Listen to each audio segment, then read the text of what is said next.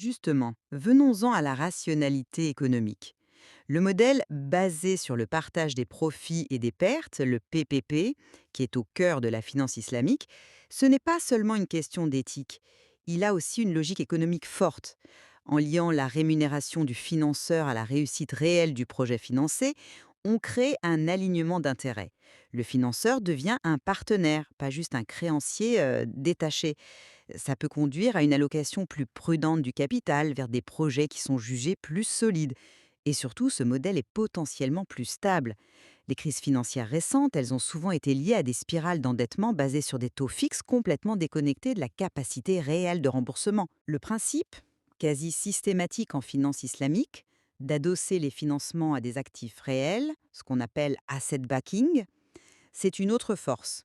Ça limite la création de papiers financiers sans contrepartie tangible et ça réduit les risques de bulles spéculatives. C'est une finance qui, par conception, est censée rester connectée à l'économie productive. D'ailleurs, la croissance mondiale de ce secteur, qui se chiffre en milliers de milliards de dollars, n'est-ce pas une preuve que ce modèle répond à un besoin et qu'il est économiquement viable? Oui,